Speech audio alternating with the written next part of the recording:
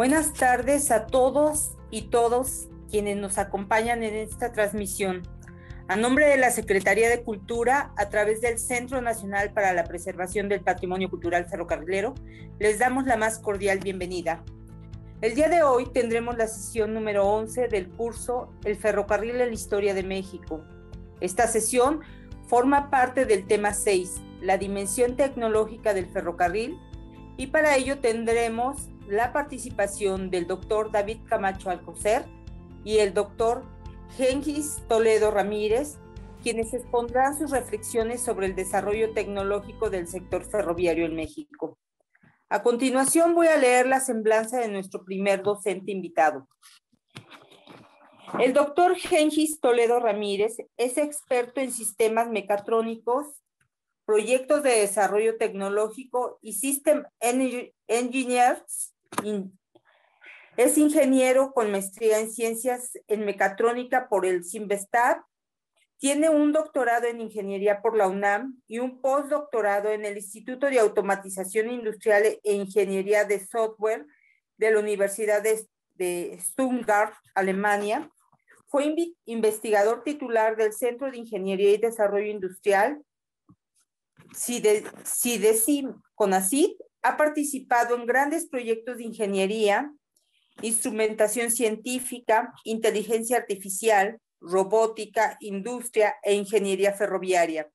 Experto en normativa ferroviaria, CNELEC y seguridad funcional. En los últimos años ha impartido conferencias y capacitación especializada en temas ferroviarios y desarrollo de proyectos complejos. El día de hoy nos expondrá el tema investigación y desarrollo tecnológico en el transporte ferroviario en México. Sin más, los dejo con el doctor Gengis Toledo Ramírez. Por favor. Ok, bueno, buenas tardes. Muchísimas gracias a los organizadores de este gran curso. Se me hace un estupendo curso en este contexto ferroviario que vive México. Les voy a platicar yo lo que es brevemente, es un panorama obviamente no exhaustivo, desde mi trinchera de la parte de investigación y desarrollo del transporte ferroviario, como se titula mi presentación. Entonces, bueno, vamos a comenzar. Igualmente es un privilegio para mí y agradezco antes que nada la invitación por parte de los organizadores y espero que para los estudiantes, los alumnos, que sé que son de diferente perfil y también grado académico, incluso tenemos personas muy relevantes como alumnos, pues ojalá les sirva la plática en cualquiera que sea sus ámbitos. Bueno, brevemente esto, seguramente ya han visto mucho de esto, pero solamente es una lámina para la motivación. Tenemos que el transporte ferroviario tiene, si lo vemos desde el punto de vista de las emisiones que producen diferentes medios de transporte, vamos a ver que el transporte ferroviario es de los que está en los niveles más bajos de emisiones, junto con algunos autobuses, digamos, eléctricos o de alta eficiencia.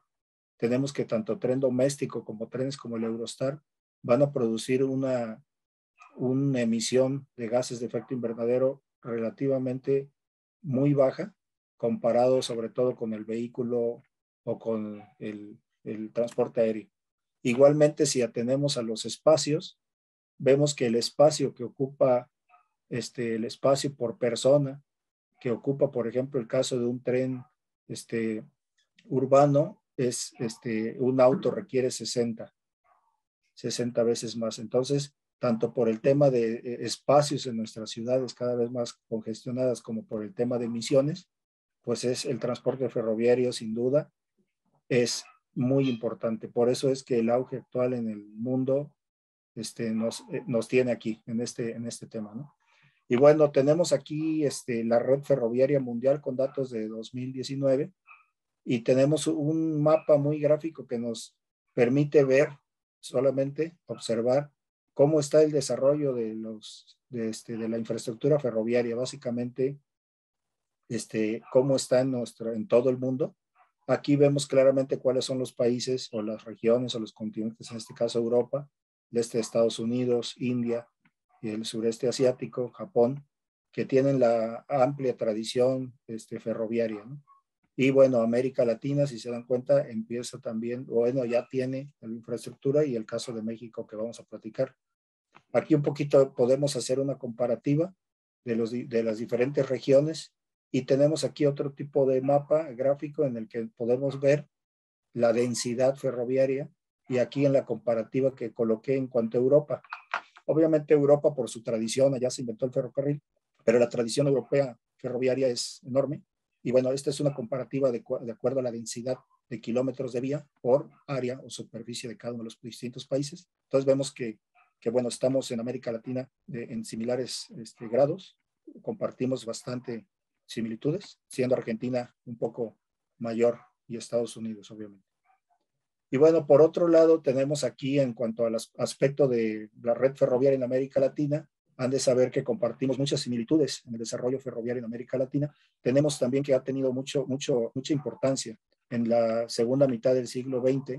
Tuvo mucha importancia pues, los trenes urbanos. A medida que las ciudades iban creciendo, seguramente ustedes ya lo han estudiado en este curso, las ciudades pues exigen una movilidad que pueda atender la gran demanda de las grandes ciudades de nuestra América Latina. Entonces el transporte ferroviario, en este caso los subway, los trenes, el transporte metropolitano, como es el metro de la Ciudad de México, o los metros de Caracas o de Argentina, de Buenos Aires, son muy importantes para pues, atender esta demanda, ¿no? Entonces aquí tenemos un mapa de los principales metros que existen en América Latina, solamente como una especie de introducción, ¿no? Igual una recomendación de este libro, si tienen oportunidad de conseguirlo, adquirirlo, es muy buen libro para aquellos interesados en la historia del transporte ferroviario en América Latina, ¿no? Así como van a encontrar también muchos otros recursos que les podría compartir la presentación después para un análisis a detalle de aquellos interesados.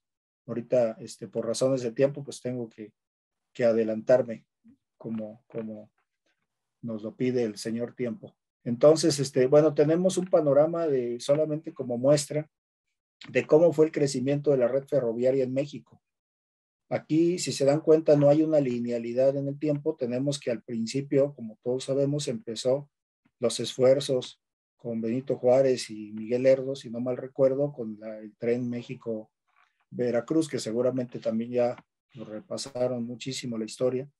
Pero bueno, hubo un crecimiento más o menos lineal pues en la dictadura de Porfirio Díaz, antes y un poco después, pero con la Revolución Mexicana también hubo si se dan cuenta aquí, ya no es lineal la gráfica, tenemos un salto de 85 años en el cual el crecimiento ferroviario ya no fue tan significativo como vino siendo pues en el tiempo de Porfirio Díaz. Después hubo prácticamente ya un estancamiento en los últimos, que serán 25 años, hasta ahorita que estamos ante un resurgimiento de este transporte, ¿no? Entonces, este caso es muy similar a otros países de América Latina, como les digo, obviamente con algunas variedades. Y ahora entrando un poquito en el tema, en lo que es el desarrollo de la tecnología y la ciencia y la innovación, les voy a hablar brevemente de un panorama general, esperando que en las preguntas poder ahondar en algunos otros detalles, ¿no? Bueno, vamos a separar aquí para propósitos prácticos 3 aspectos, ¿no? La ciencia, que vienen siendo en concreto los artículos científicos, las tesis, los libros científicos. Por otro lado, tenemos la información técnica, que su principal exponente son las patentes. También puede haber reportes técnicos, etcétera. Propiedad a veces intelectual de muchos tipos. Y tenemos las aplicaciones en sí mismas, ¿no? Estos 3 rubros, digamos, van a formar un ecosistema de ciencia, desarrollo y tecnológico.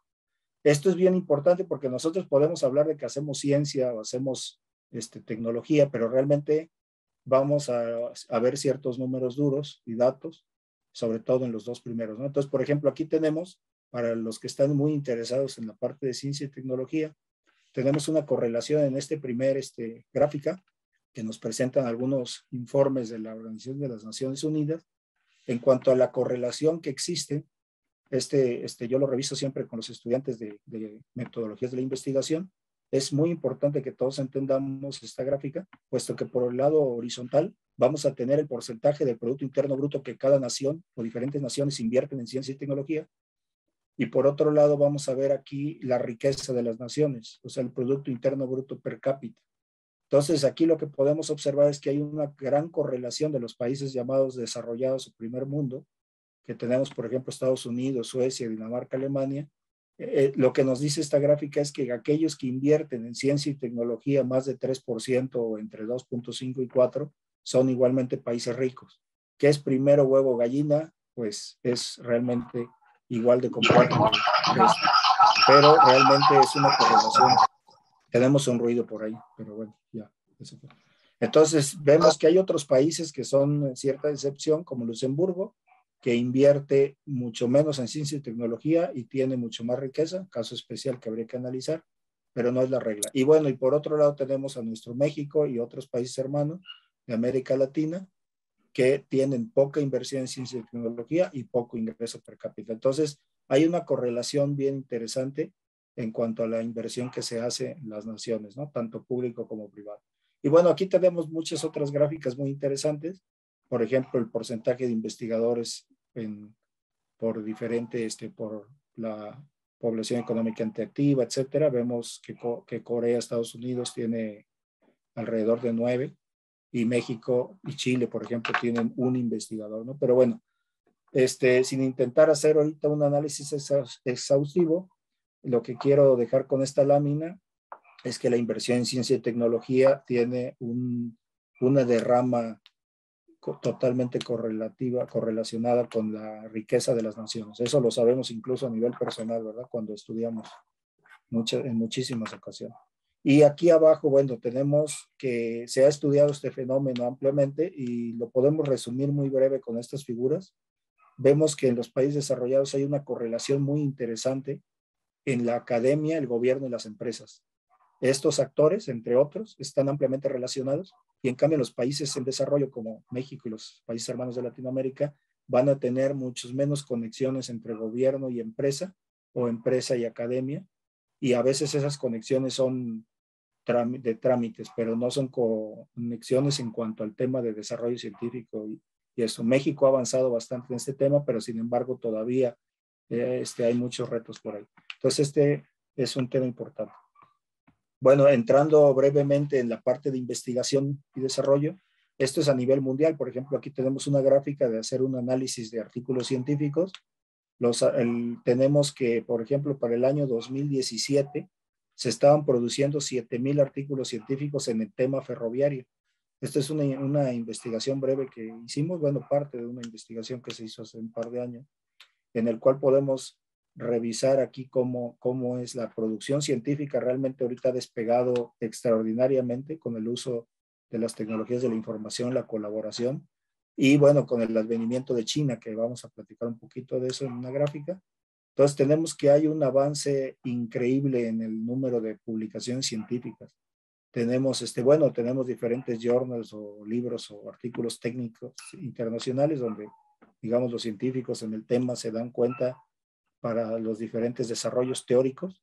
Y bueno, y por otro lado tenemos que el caso de México, pues ha habido avances, sin embargo, realmente son muy pocos. Cuando en el mundo tenemos alrededor de 7,000, en México pues andamos en cifras de 12 artículos en el tema ferroviario. Entonces sí hace mucha falta también un renacimiento no solo del sector, sino de la parte de ciencia y tecnología que lo respalde. Y bueno, aquí tenemos diferentes estadísticas en cuanto a producción científica, pues, quiénes son los que más producen, que tampoco voy a entrar solamente a decir, bueno, quizá ya no sea sorpresa para nadie, que el Politécnico, por ejemplo, incluso la Universidad Autónoma de Querétaro, están a la cabeza de producción, pero bueno, esta producción, como les digo, son 10, 12 artículos. Este es histórico, total. Y bueno, tenemos también quién patrocina esos documentos, ¿no? El CONACYT, el Politécnico, igualmente aparecen hasta adelante, y estas son algunas publicaciones de perfecto nivel. Aquí lo que quiero resaltar es que las publicaciones tienen el nivel internacional máximo. O sea, esto quiere decir que sí se puede hacer, pero que sin embargo son muy pocos todavía los esfuerzos y las personas que producen esto, ¿no? Y bueno, en este lado tenemos la cuestión de las patentes.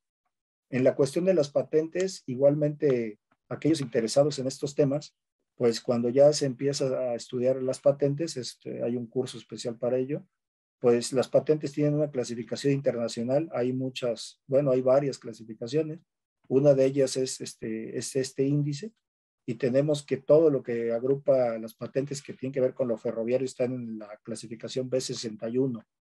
Y bueno, y de ahí se desprenden infinidad de subclasificaciones.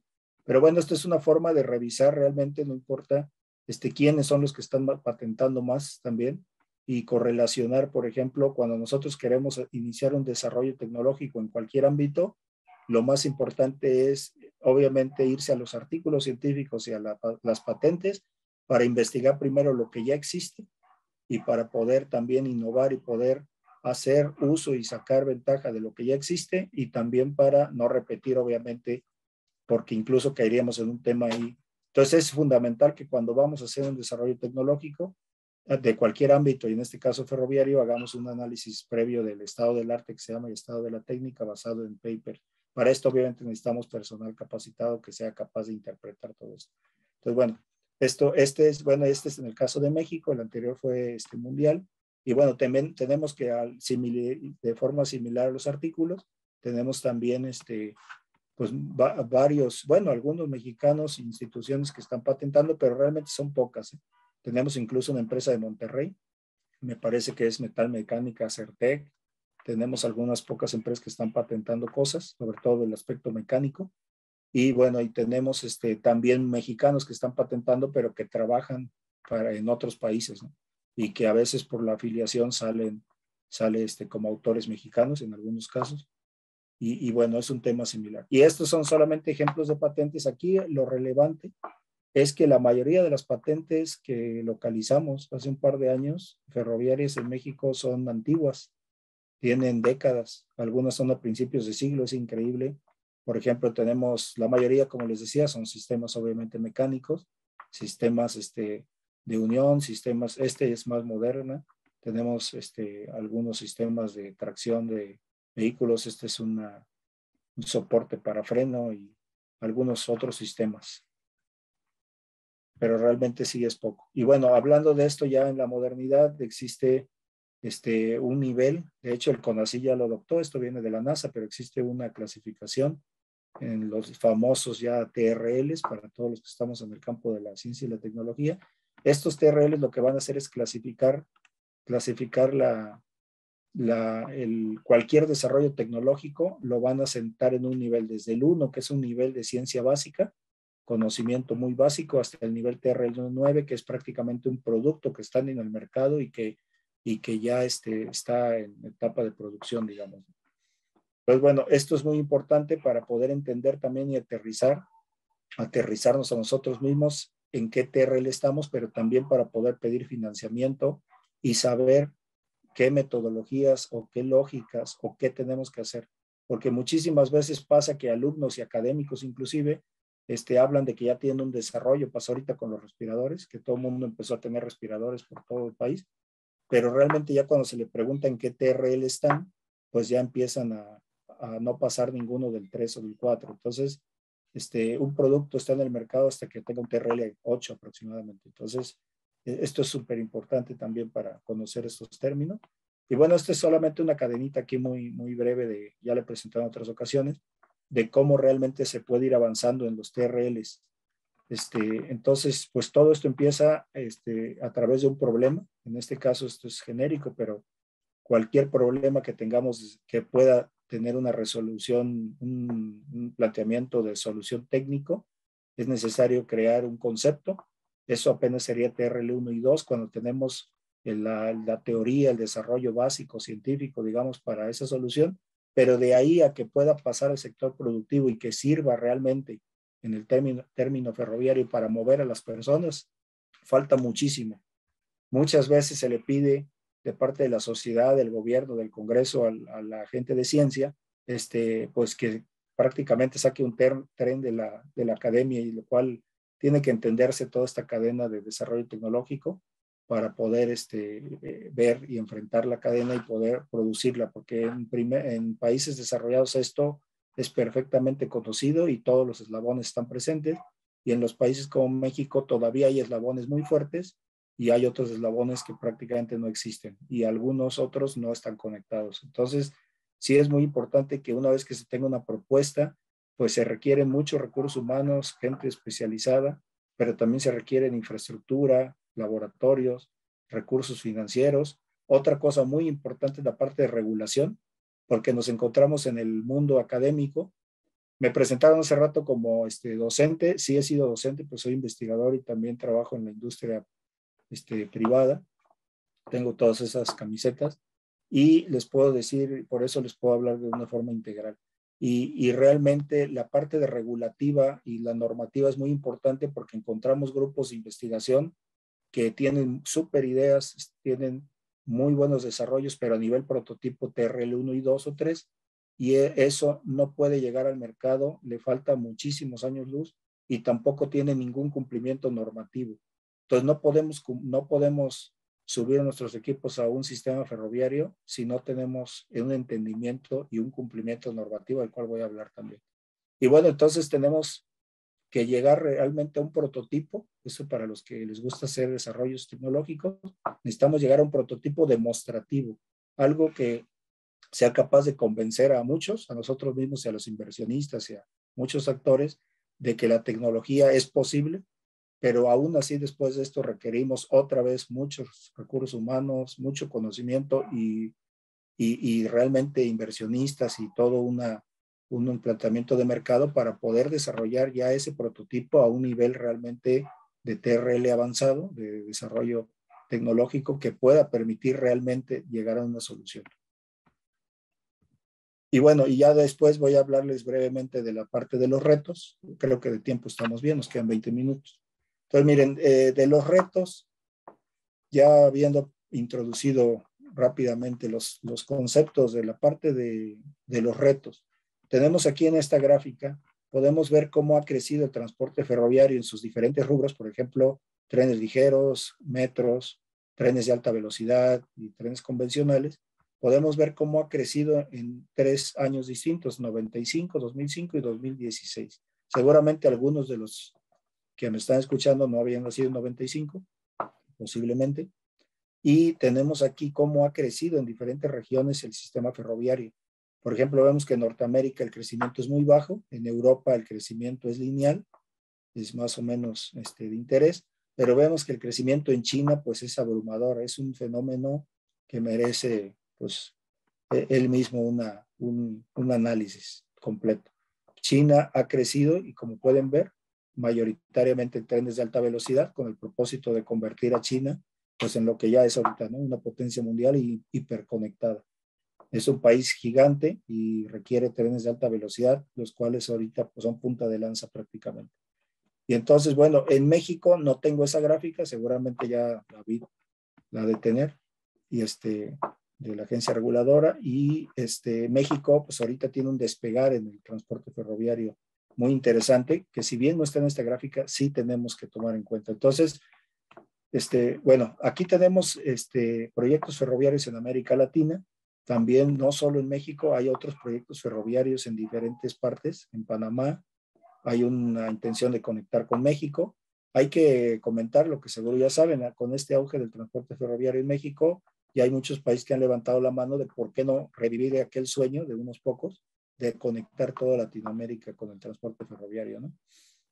Tenemos incluso en El Salvador se habla del transporte ferroviario. Aquí en esta gráfica de triángulo, de escalera, tenemos que la conectividad de los diferentes países desde el punto de vista ferroviario es muy poca. Realmente son transportes aislados. Me preguntaban en una presentación hace algunos meses de que si era factible el transporte ferroviario para conectar países o en países con poca población como Chile, por ejemplo, que las ciudades son de amplia densidad, son muy pocas. Y bueno, la respuesta es que realmente el transporte ferroviario, realmente para que sea factible, tiene que conectar grandes polos. Si estamos hablando del de pasajeros, que es en lo que nos hemos especializado, bueno, tenemos que conectar grandes ciudades. Pero si es de carga, tenemos que conectar a los puertos, tenemos que conectar a los centros de consumo, etcétera, ¿no? Sí es muy importante. Por eso la unión, en este caso específico latinoamericana, es muy importante porque hace que el transporte sea factible, ¿no? Y bueno, y tenemos este plan estratégico de la UIC. Esto les recomiendo ampliamente para los interesados en el tema. La UIC es la Organización Internacional de Ferroviaria.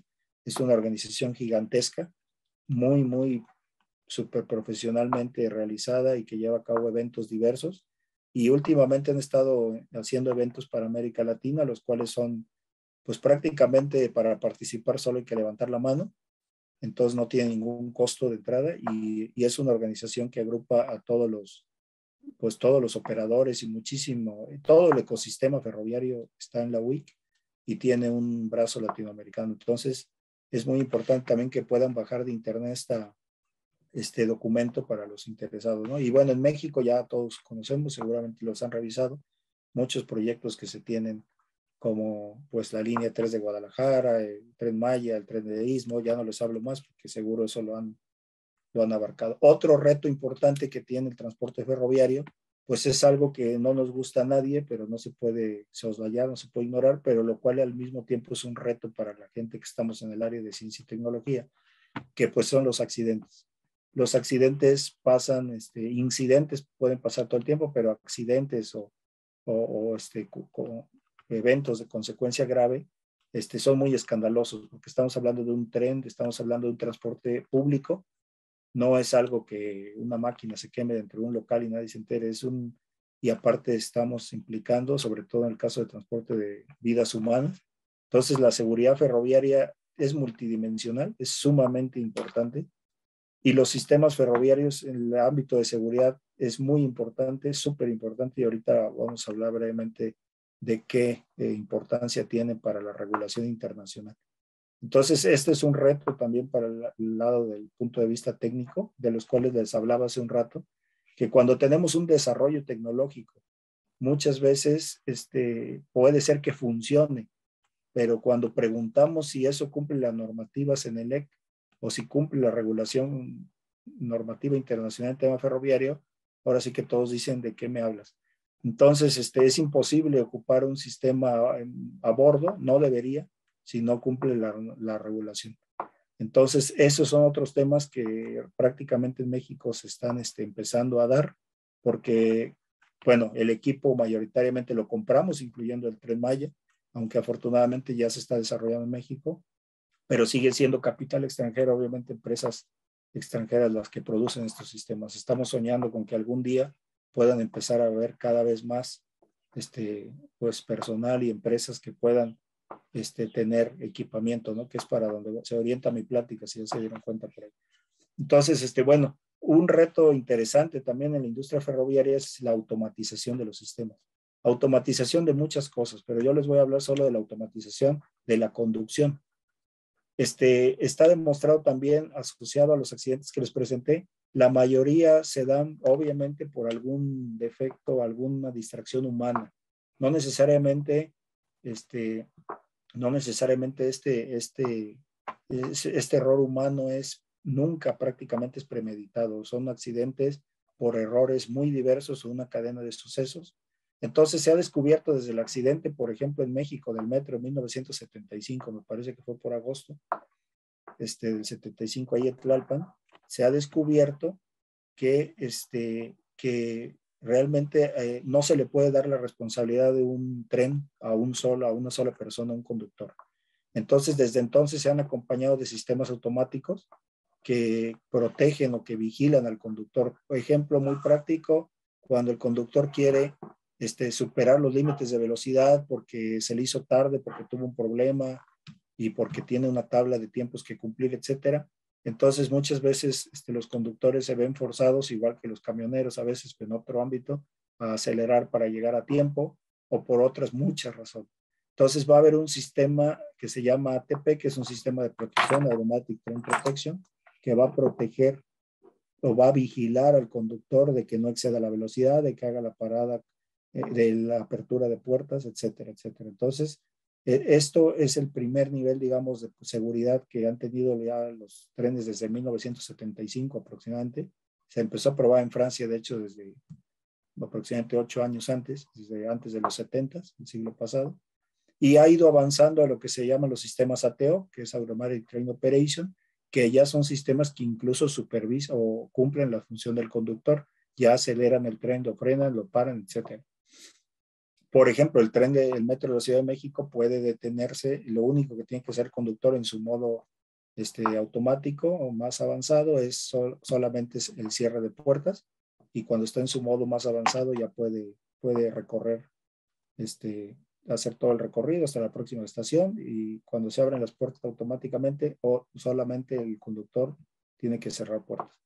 Y así hay otros sistemas, que incluso ya se habla del GOA, que son los niveles, el nivel 3, que es que definitivamente ni siquiera hay conductor, o el conductor o el personal del tren anda a bordo, pero no es necesario que esté ni siquiera vigilando. Y incluso está el UTO, que es la operación de tren sin asistencia, sin unattended train operation, que es no requiere ninguna parte de tripulación, de personal de la compañía ferroviaria ir a bordo del tren. Esto ya existe, de hecho, sorprendentemente desde hace mucho tiempo, pero todavía por muchas razones sociales, entre muchas otras, no se ha implementado. Lo que sí está demostrado es que la automatización de los sistemas es imprescindible para poder hacer una reducción de accidentes radical. Aquí tenemos un solo ejemplo, que desde los años 80 funciona este tren en Osaka, lo cual es totalmente automático, y hubo un accidente de un sistema automático, pero después de eso no ha vuelto a haber otro, no hay reportado un accidente, al menos con víctimas fatales, de un sistema automático hasta lo que sabemos. Y bueno, les hablo brevemente de los sistemas de ingeniería.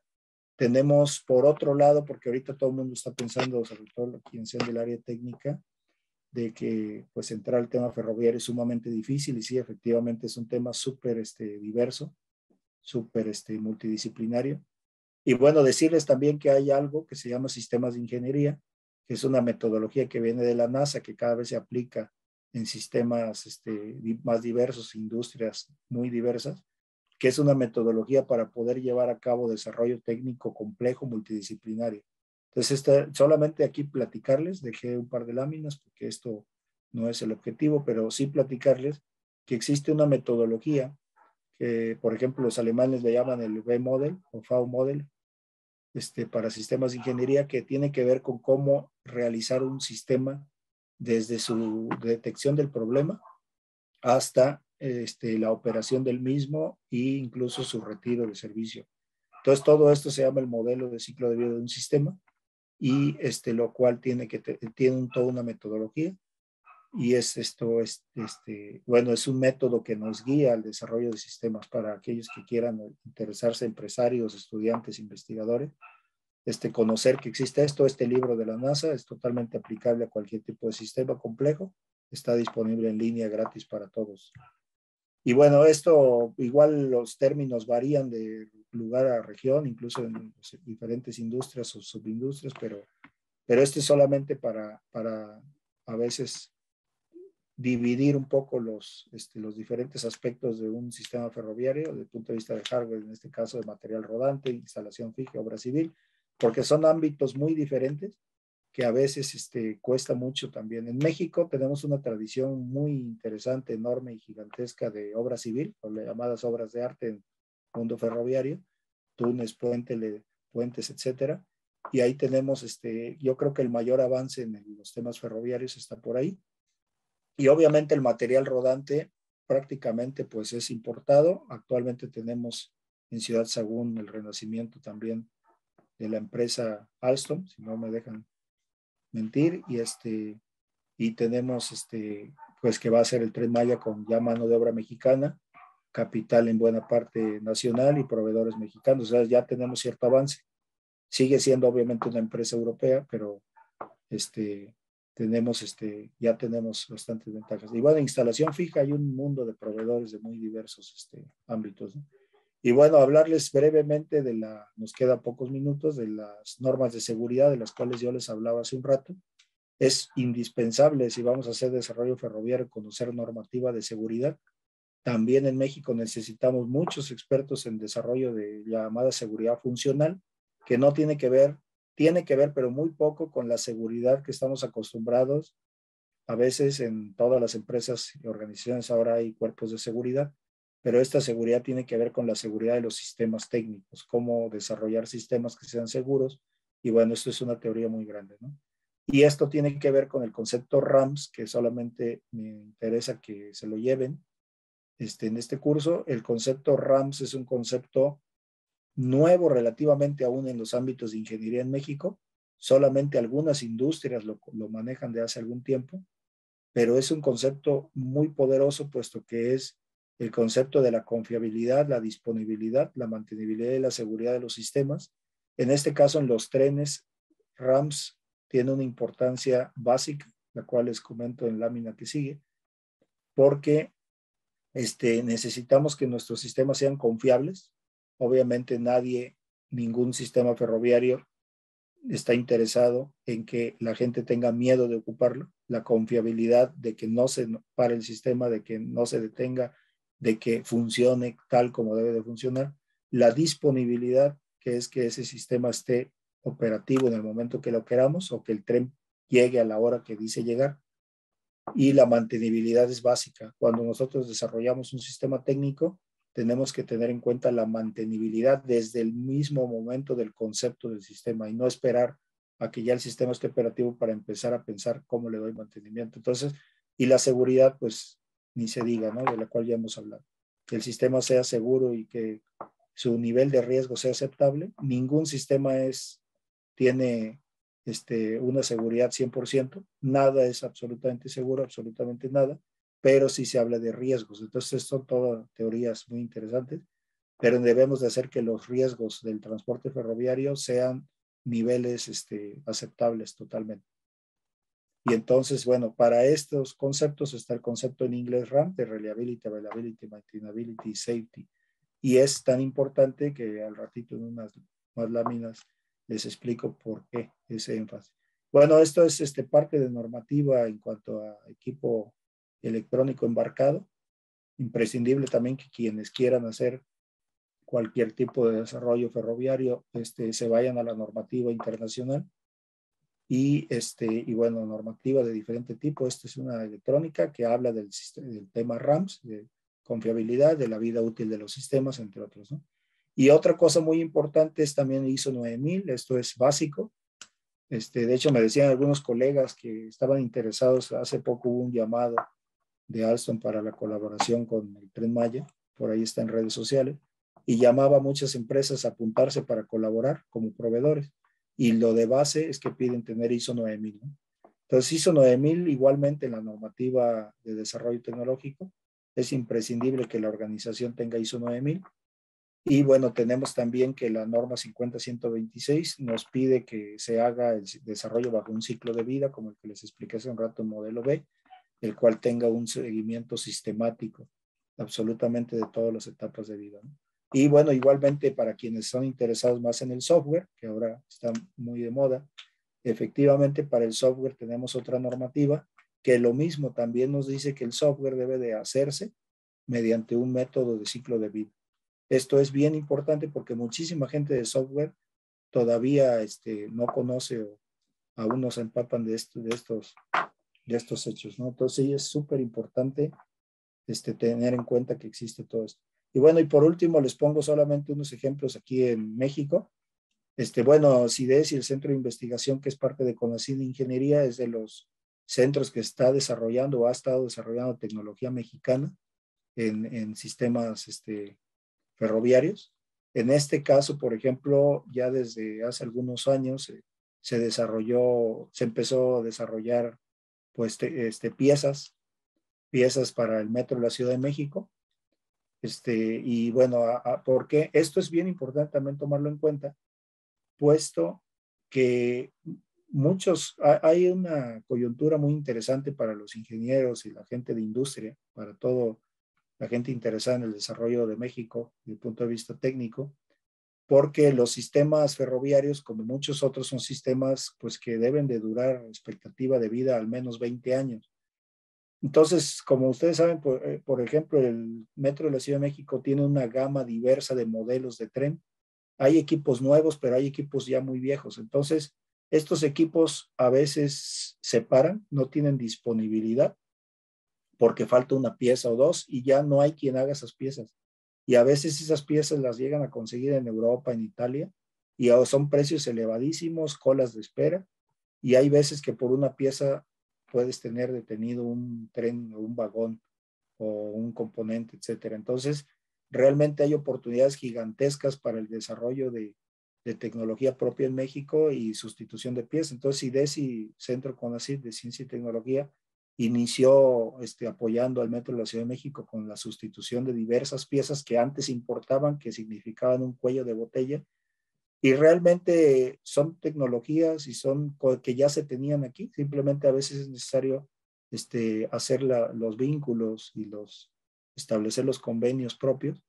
Algunas obviamente sí requieren mucho mayor ingeniería que otras, porque tampoco es trivial, o sea, son piezas de torno, digamos, tienen su tecnología, tienen su ciencia, hay que hacer un análisis de elemento finito, o FEN, análisis de diverso tipo, metalográfico, etcétera.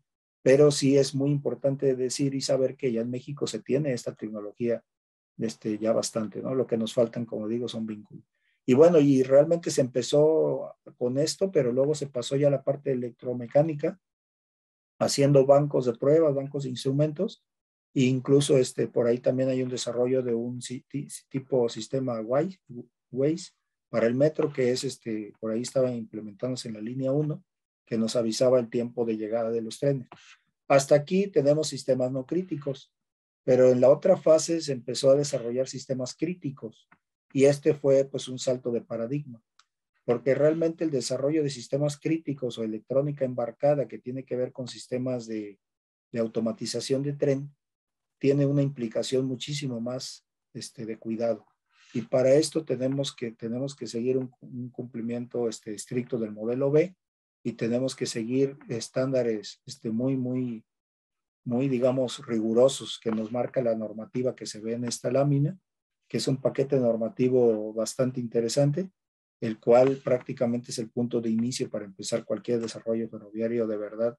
Y ya por último, antes de que los amables organizadores me digan que ya tengo el tiempo encima, ya vi mi reloj. Quedan 5 minutos. Sí, permítame 30 segundos. Sí, claro. Entonces, gracias.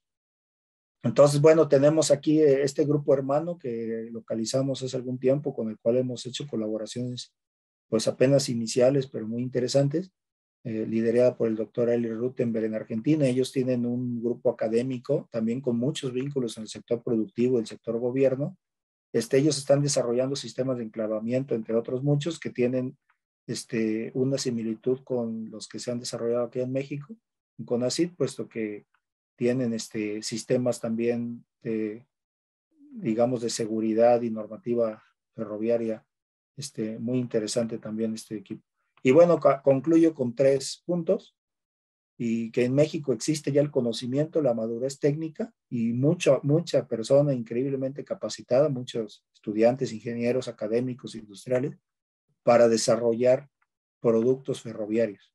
Quizá no vamos a empezar a desarrollar un material rodante completo, pero sí podemos ya empezar a desarrollar muchísimas cosas, y lo que hace falta son las alianzas estratégicas de todos estos recursos que están sueltos como eslabones de una cadena, sin unir. Entonces, es un tema que requiere mucha interdisciplinariedad. Requerimos gente de amplios campos del saber y el conocimiento. Incluso dentro de la ingeniería se requieren prácticamente todas las disciplinas de la ingeniería en el tema ferroviario. Y bueno, y por último, que la seguridad es crucial en el tema ferroviario. Prácticamente, si iniciáramos cualquier esfuerzo ferroviario, tendríamos que hablar de seguridad antes que nada. Y bueno, ese es el mensaje que les doy, y con esto les agradezco el tiempo. Y bueno, este curso creo que abona en eso, en lograr recursos humanos capacitados, y ojalá se cumpla el objetivo, ¿no? Y bueno, les agradezco mucho su atención y quedo atento a sus preguntas. Discúlpeme por pasarme un par de minutos. Gracias. Muchísimas gracias, doctor Toledo Ramírez, por la exposición de su tema, muy interesante. Ahora les voy a leer la semblanza de nuestro siguiente invitado. El doctor David Camacho Alcocer es ingeniero civil y ambiental por la Universidad de Massachusetts en Estados Unidos, maestro en planeación de infraestructura por la Universidad de Stuttgart, Alemania, doctorado en Ingeniería Ferroviaria por la Universidad de Stuttgart, Alemania. Su tema de investigación doctoral se enfocó en el mantenimiento de las vías férreas del sistema de tren ligero por medio de procesamiento de señales de los diferentes parámetros geométricos de la vía y de modelación en sistemas multicuerpo. Ha dirigido más de 25 tesis de maestría en diversos temas enfocados al mantenimiento de las vías y planeación de sistemas de trenes ligeros para México. Del 1 de diciembre de 2018 al 31 de marzo de 2021 fungió como director general de Estudios, Estadística y Registro Ferroviario Mexicano. Desde el 1 de abril de 2021 asumió como titular de la Agencia Reguladora del Transporte Ferroviario.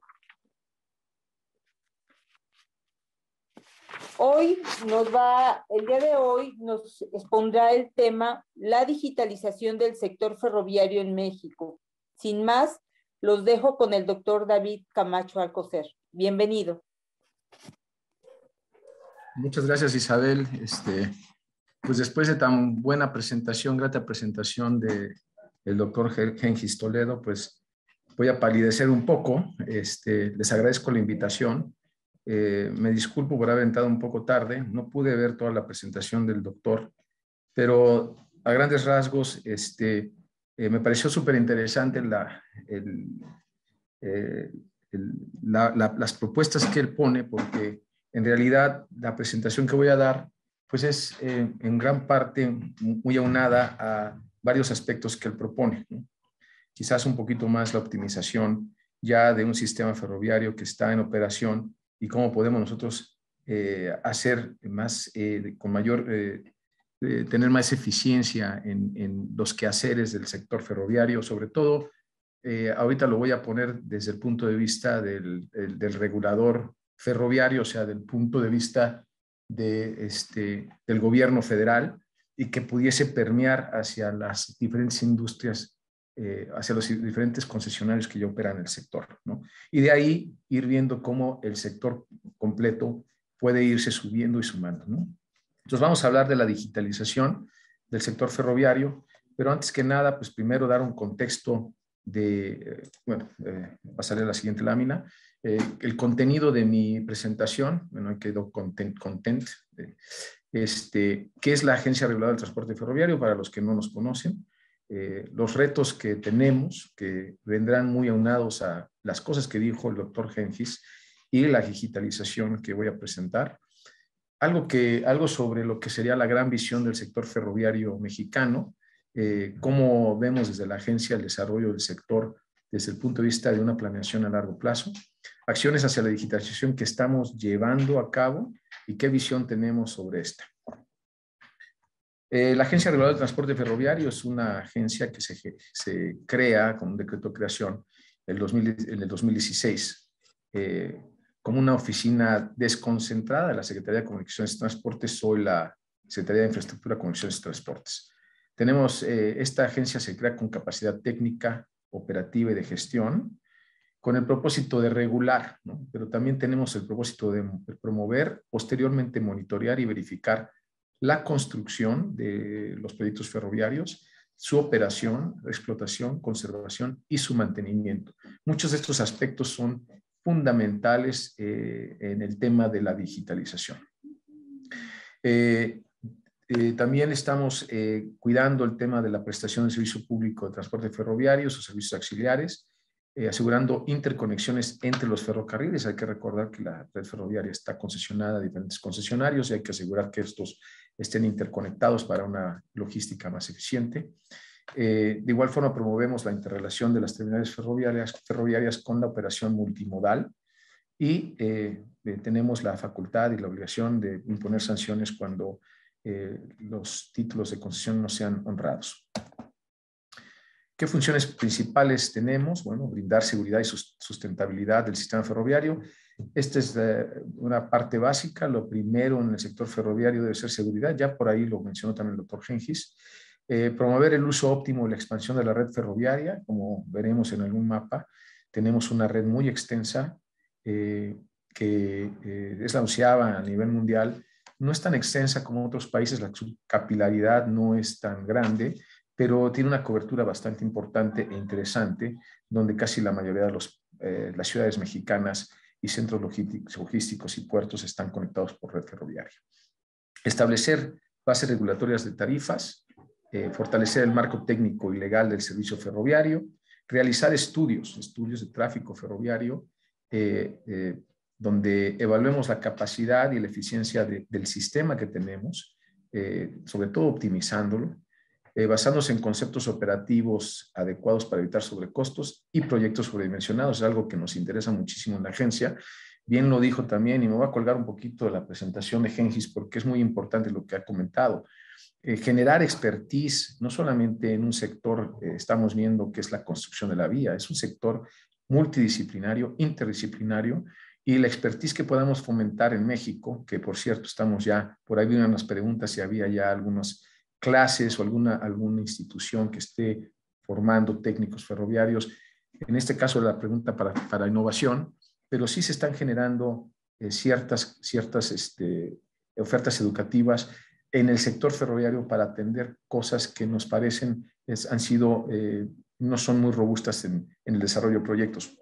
Uno de ellos es tener claro cómo desarrollar un proyecto ferroviario con conceptos operativos claros, o sea, qué quiero de un proyecto y hacia dónde va para optimizar ya el aspecto más físico de manera que sea adecuado para una demanda establecida de manera fina, ¿no? Entonces, esto nos va a ayudar a evitar sobrecostos que vemos mucho en los proyectos ferroviarios en México y sobredimensionamientos, que es lo más importante, ¿no?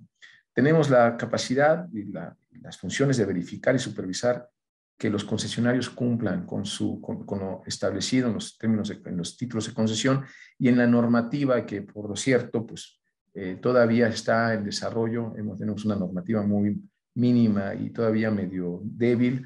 La estamos fortaleciendo con la ayuda del sector. Por ahí también gente de Gengis está participando en algunas de las mesas de trabajo para fortalecer la normativa y nos toca a nosotros verificar y supervisar que se cumpla, ¿no? Realizar estudios de investigación ferroviarias, donde también estamos tratando de potenciar precisamente lo que el doctor Gengis mencionaba, centros de innovación y capacitación ferroviarios en diferentes partes del país, para que se empiece a generar esa innovación ferroviaria, que podamos a lo mejor no generar todo un vehículo, como dice el doctor Gengis, sino componentes importantes que nosotros podamos generar aunados y cooperando con compañías más grandes, ¿no? Por ejemplo, uno que nos interesa muchísimo y que ya platicó el doctor es el sistema de señalización y control que pueda ser adecuado para México de manera que sea interoperable con Estados Unidos y con el resto del país, ¿no? Y tenemos emitir, revalidar, suspender y cancelar la licencia federal ferroviaria. Muchos de estos puntos, si se dan cuenta, tienen nuestra oportunidad de digitalización de los procesos para eficientar el quehacer de la agencia reguladora y posteriormente tener una interacción más eficiente con los sujetos regulados. La agencia, ¿y por qué es importante mencionar qué es la agencia, cómo está compuesta? Porque ya vieron que tenemos una gran variedad de funciones y de obligaciones para una agencia que es realmente bastante pequeña, ¿no? Tenemos un titular, una secretaria auxiliar, una dirección de proyectos internos e informes especiales, una dirección general de estudios, estadística y registro ferroviario mexicano, una dirección general de regulación ferroviaria, dirección ejecutiva de edificación, Dirección General de Asuntos Jurídicos y Dirección General Ejecutiva de Administración. Contamos con nuestros propios recursos, no son recursos bastante grandes y al final de cuentas, a pesar de que se ve una estructura un poco amplia, con muchas obligaciones, nada más somos 73 personas en toda la agencia. Comparado, por ejemplo, con otros países, por ejemplo, en Estados Unidos hay 2 dependencias federales que hacen lo mismo que nosotros hacemos en una sola dependencia, pero ellos tienen cerca de 5,000 personas. Obviamente hay una diferencia poblacional y de longitud de red, pero por ejemplo, si nos vamos al caso alemán, que tiene una longitud de red similar, un poco mayor que la nuestra, pero no tan mayor, y una área geográfica menor que la nuestra, ellos tienen también una cantidad como de 4,000 personas dirigiendo todo el tema ferroviario, ¿no? Entonces nosotros necesitamos eficientar lo que hacemos y la forma de eficientar va de la mano con la digitalización de los procesos para que las cosas salgan de manera más rápida y con menos errores posible. Aquí un poco el tema del personal. Tenemos obviamente nos falta tener mayor balance entre hombres y mujeres, pero estamos muy contentos de que haya una mayor participación femenina dentro de la agencia reguladora, no todavía exclusivamente en los temas ingenieriles técnicos, ¿no? Pero sí se empieza ya a invitar a que participen mayor número de mujeres. Lo que hemos ahorita tratado también de hacer es que se eleve el nivel técnico de la agencia y de educación, ¿no?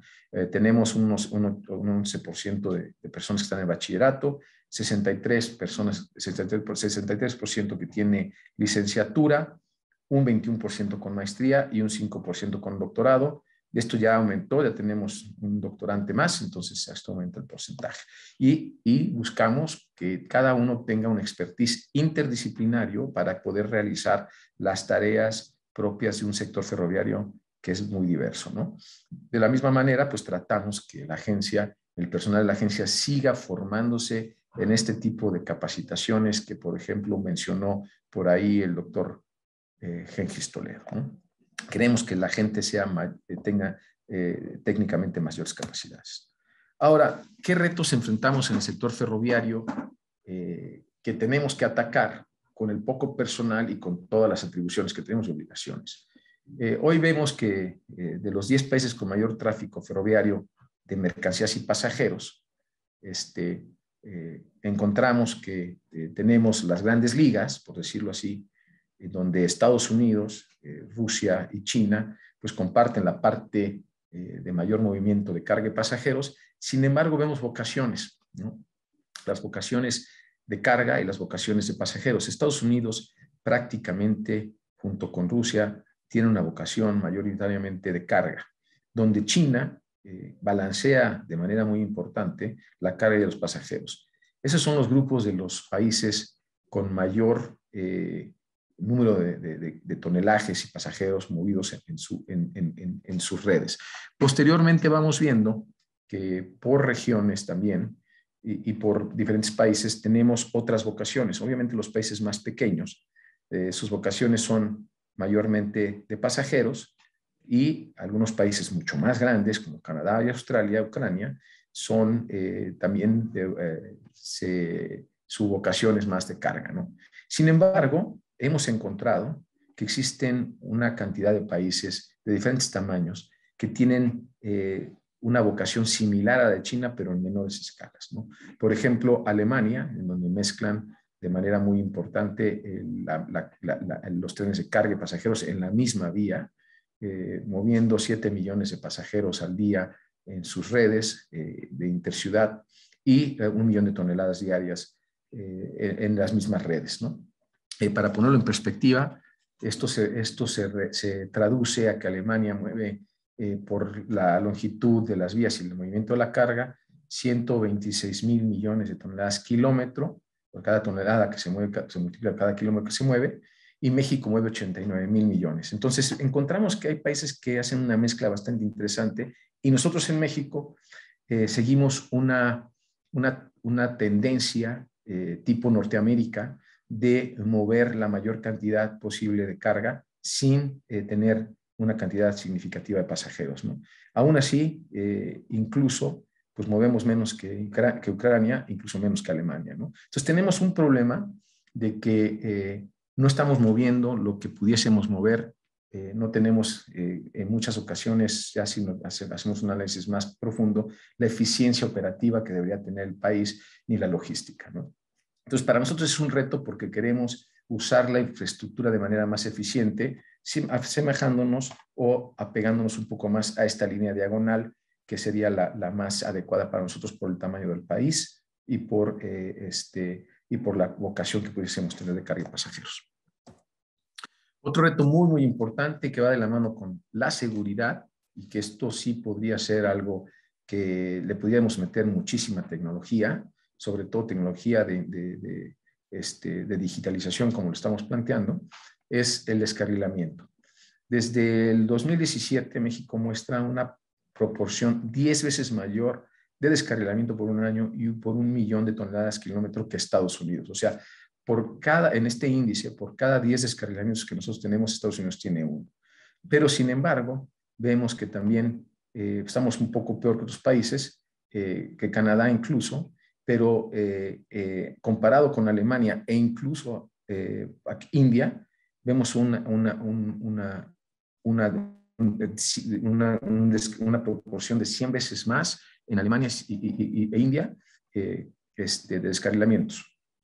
Canadá es el único país que está en el mismo orden de magnitud que México, pero todavía con una separación bastante fuerte. Y hay que considerar que este índice pues, ya está normalizado a la cantidad de toneladas kilómetro que mueve cada país, ¿no? En el 2020, Alemania y la India son los únicos países en una proporción 100 veces menor que México. Entonces, hay retos importantes de seguridad. Muchos de estos se deben a que la vía quizás esté en malas condiciones, no lo podemos aseverar, pero hay una gran probabilidad de que la vía pues tenga una salud no óptima para la velocidad y para la carga que se está moviendo, ¿no? Otro reto importantísimo sería en las cruces a nivel, los arrollamientos que estamos observando. En el 2018 y 2019 México tuvo más accidentes en los pasos a nivel o cruces a nivel, 805 y 609 respectivamente, que en toda la Unión Europea conjunto, ¿no? Y si nosotros ponemos a analizar que la Unión Europea también tiene muchos pasos a nivel y muchísimo más tráfico ferroviario, pues esto es bastante escandaloso.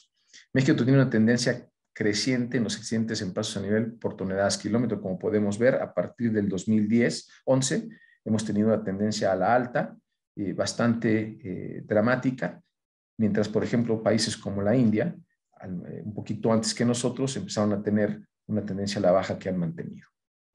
Retos importantes que solventar. Otros retos, lo comenté hace rato, la falta de conocimiento de cómo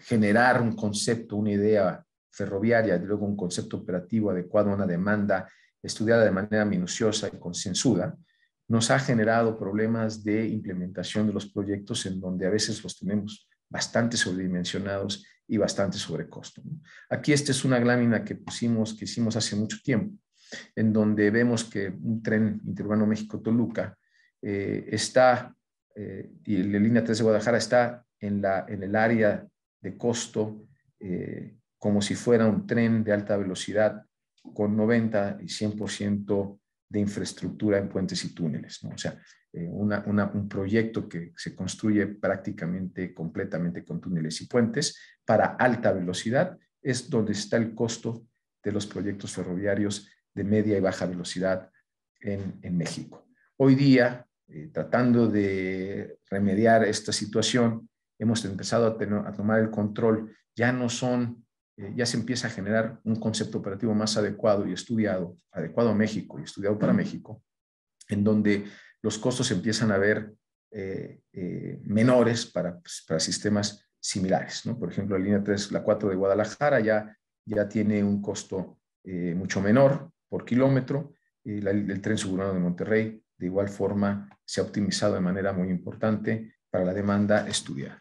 Entonces, es un reto importante que pues, vendrá mucho con también la digitalización de algunos procesos de cómo se llaman los proyectos ferroviarios, pero también con la capacitación. Entonces, ahorita en este momento pues, voy a presentar algo que es la filosofía que rige a la agencia para poder empezar a establecer cuáles serían los pasos a seguir para el desarrollo ferroviario del país, incluyendo la digitalización, ¿no? Dentro de la agencia nos regimos por un concepto teórico que es la ecología humana, ¿no? Nosotros ya no podemos ver un proyecto ferroviario de una manera aislada, diciendo que es la vía o el durmiente o el riel nada más, ciertas pendientes, cierta curvatura, sino más bien lo tenemos que ver ya de, como lo mencioné varias veces, de un concepto operativo adecuado al ambiente. El ambiente en este sentido es pues, todo, ¿no? Donde natural, sociocultural, construido, y ahí estamos nosotros mismos, donde lo que hagamos nosotros como ingenieros, como ferroviarios, pues va a impactar dentro de lo que es un sistema social a un ecosistema, y este ecosistema nos regresará servicios ecosistémicos adecuados o no adecuados para la vida. Entonces tenemos que estudiarlo de una manera interdisciplinaria, multidisciplinaria, interdisciplinaria, para generar de esa manera, en un momento dado, la intradisciplina ferroviaria para México, y de ahí poder exportar. Ya lo dijo el doctor Gengis, hay muchísimo talento en México, hay muchísima gente que pudiese empezar a innovar y generar ese conocimiento de exportación. Esa es la filosofía, y es importante conocerla para el entender del quehacer de la agencia reguladora en este periodo. Vamos a hablar un poquito de la gran visión, porque las estrategias de digitalización que vienen de la mano con nuestras carencias y los retos, y así con las funciones y atribuciones de la agencia, pues es el instrumento que por medio de la ecología humana estaremos generando, o estamos generando, ya lo han mencionado varias veces el secretario de Comunicaciones y Transportes, como el proyecto a realizarse a largo plazo. Entonces, es una gran visión que establece las bases concretas de planeación estratégica con alto nivel técnico, por eso el fortalecimiento del personal en la agencia, y con un alto nivel de planeación. Entonces, esto es los objetivos específicos, una política pública a 50 años, ya lo dijeron también, el sector ferroviario, la infraestructura ferroviaria es longeva, y las tendencias que se generan alrededor de esa infraestructura ferroviaria son igualmente longevas. Es muy difícil cambiar una tendencia cuando es longeva como esa magnitud. Podemos verlo en el mapa ferroviario del país, que lo veremos en unos segundos. Las ciudades se generaron alrededor del ferrocarril y siguen hoy día funcionando alrededor del ferrocarril. Entonces, esa planeación de 50 años no parece ser muy exagerada. Eso sí, se tiene que revisar cada periodo de tiempo, cada sexenio, etcétera, para ir viendo cómo va cambiando.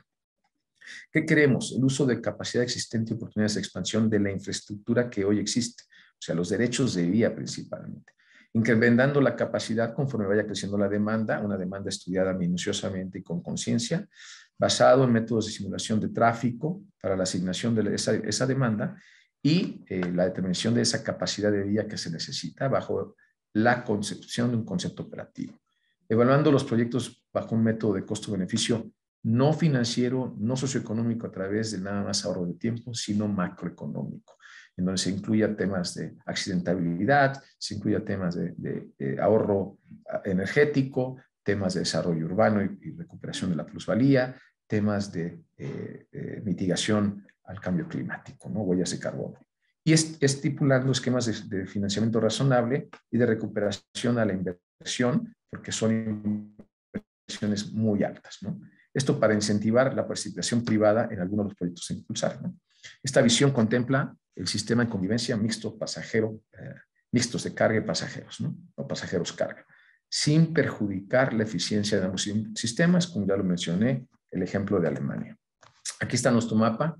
Como dijimos hace rato, el mapa ferroviario muestra una gran cobertura del sistema ferroviario. No hay capilaridad, porque ya lo comentó ahí nuestro amigo Gengis. Bueno, el crecimiento de la red ferroviaria se ve mermado posterior al inicio de la Revolución Mexicana. Entonces no hay una capilaridad, ya no se podía construir más, se quedó y empezó a crecer de manera muy paulatina. No ha habido una extensión significativa de la red, a menos ahorita que ya se está construyendo el Tren Maya, pero en realidad nosotros, nuestra postura en la agencia es que ni siquiera necesitamos tener un crecimiento excesivo de la red. Lo que necesitamos es esa utilización óptima de la red. ¿Qué objetivos tenemos? Bueno, queremos mayor participación en el mercado de transporte, de 40%, y estamos como al 25% si tomamos las toneladas kilómetro, y una cobertura similar para sistemas de pasajeros. ¿A qué nos lleva todo esto? Pues que necesitamos para ciertos procesos y eficientar la digitalización de varios de los procesos de la agencia y de los estudios de los mismos, ¿no? Entonces, la digitalización en el contexto socioeconómico es entendido como un proceso que implica un cambio sustancial en la forma de tecnologías digitales e informáticas para que puedan ser usadas para la sociedad y entidades empresariales en los diferentes sectores de la economía y la administración pública, ¿no?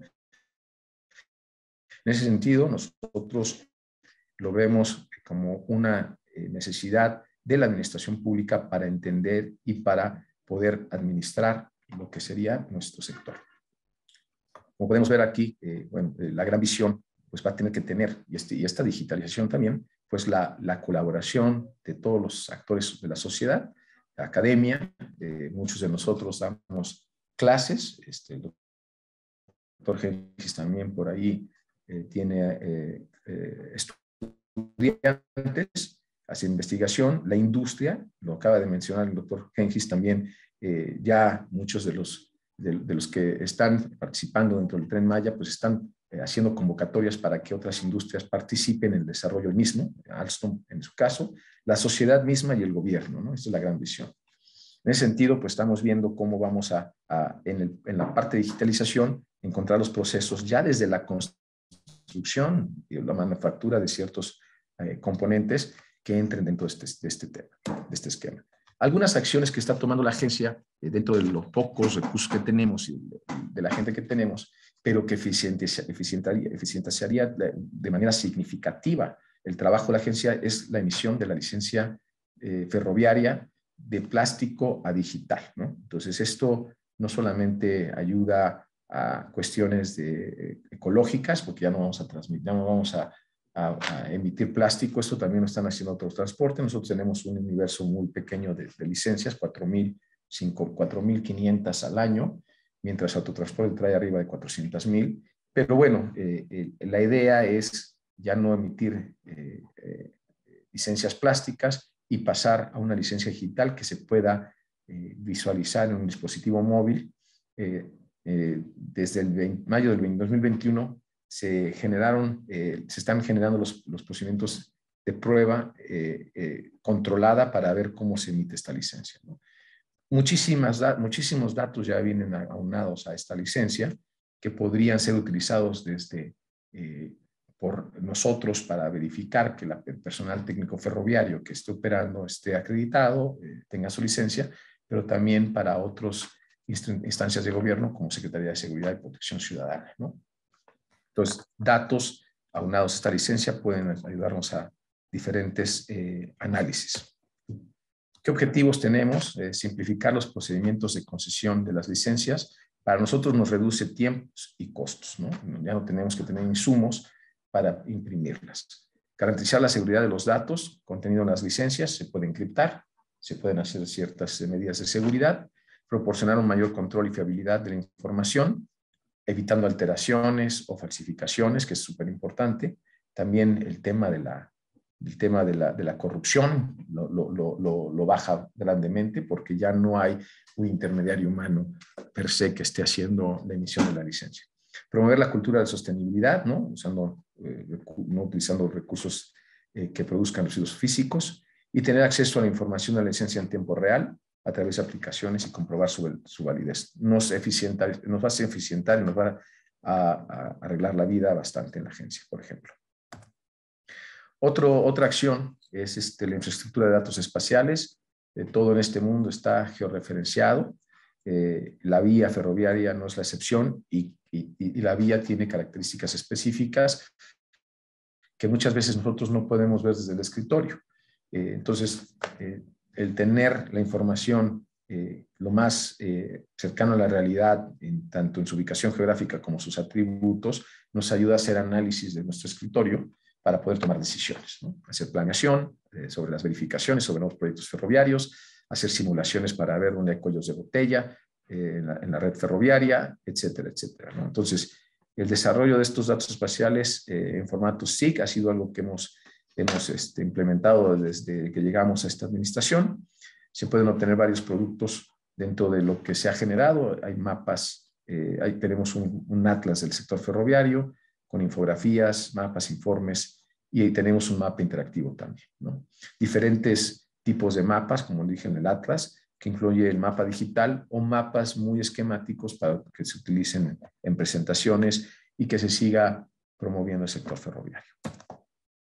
¿Qué objetivos tiene estas acciones de digitalización? Ya mencioné algunos, pero otros son la estandarización y validación de los datos geográficos. Es muy importante, incluso para cuestiones legales, que estén validados estos datos. Distribución y difusión de los datos espaciales para que otras personas puedan estudiar el sector ferroviario e incluso hacer propuestas puntuales. Formación de personal y organización del grupo de especialistas geográficos.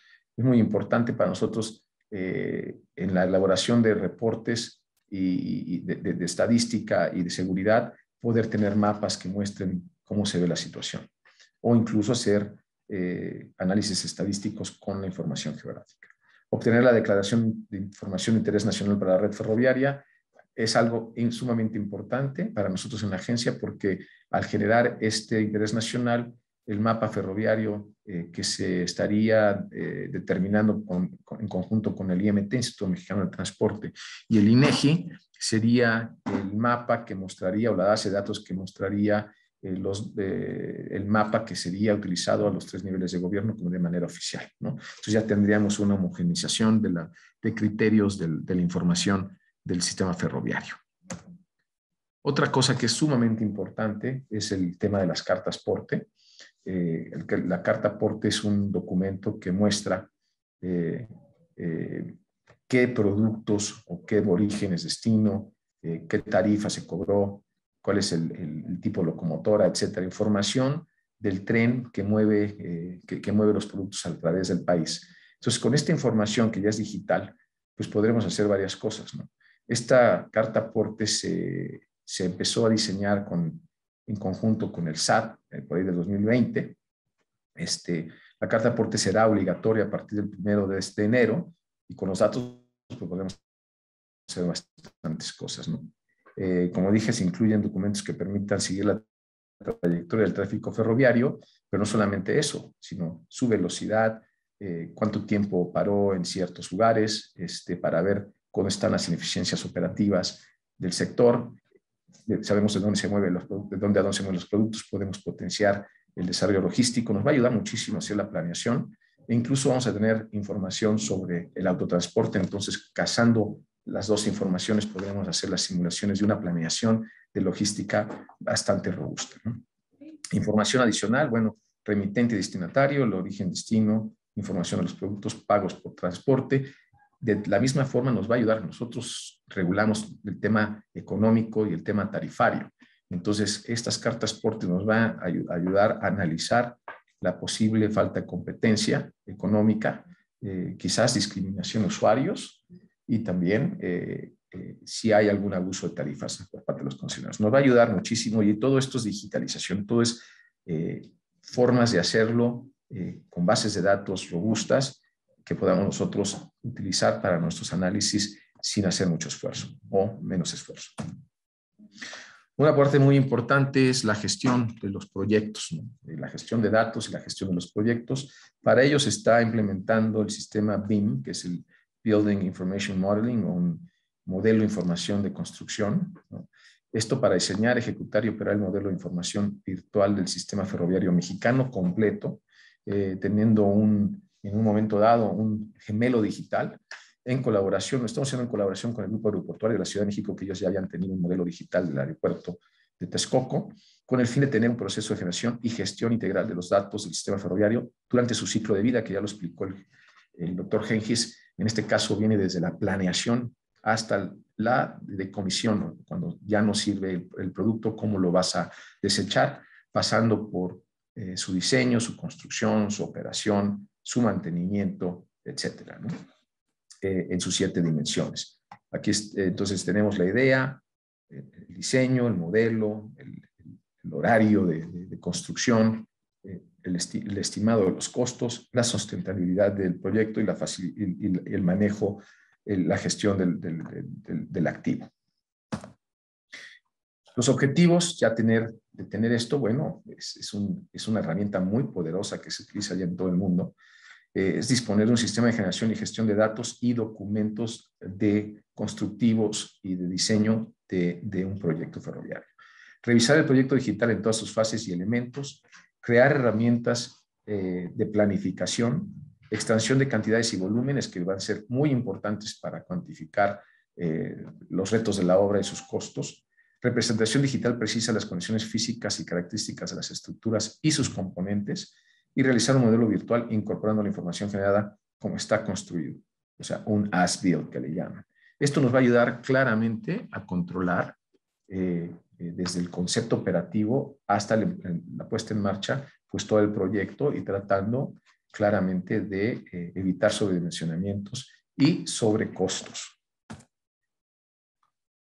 Ya hablando un poco de la seguridad, ya estoy acercándome al final de mi presentación, tenemos la digitalización y el monitoreo del recorrido del vehículo. Algo muy importante del sector ferroviario mexicano es entender qué calidad, la salud de nuestra vía.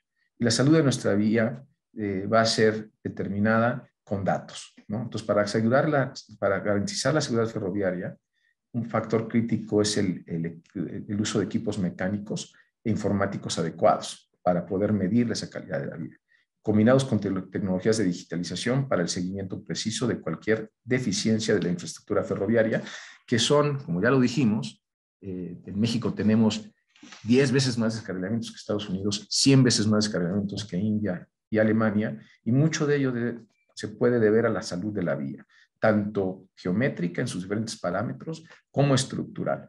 Y con este tipo de carritos vamos a poder generar índices de calidad de vía y, aunado con nuestro mapa ferroviario, poder mapear en qué lugar estamos encontrando qué tipo de problemas para poder eficientar nuestra verificación, mandar a los verificadores en puntos estratégicos. De la misma forma, al generar las normas adecuadas, vamos a poder evaluar dónde tenemos que presionar a que nuestros concesionarios hagan las inversiones adecuadas para mantener la vía en la calidad o la clase de vía específica que se requiera para un buen funcionamiento del sector ferroviario y la disminución de los accidentes. Entonces, la digitalización permitirá detectar y analizar en tiempo real los fallos y el estado actual de las vías férreas, control continuo y evaluación de los resultados. Esto también nos abre la posibilidad de acumular datos para lo que ya había comentado el doctor Genghis: investigación, innovación y generación de productos mexicanos a base de alimentar estos datos a estos centros de capacitación que ya se están generando en el resto del país. ¿Qué objetivos? Bueno, ya los planteé varios, pero es un proceso de supervisión, control y monitoreo en tiempo real de nuestra red ferroviaria para ser mejores reguladores en temas de seguridad. Mejorar la gestión y eficiencia del sistema ferroviario, incluso mejorar la gestión del mantenimiento de manera más óptima para reducir costos. Hay que recordar que la mayor cantidad de dinero se gasta en la parte del ciclo de vida de un proyecto, en la operación y el mantenimiento, ¿no? Hasta 65% del costo del ciclo de vida se va en esa parte. A veces la obviamos, pero es una parte muy importante, y ahí hay una ventana enorme de optimización de costos.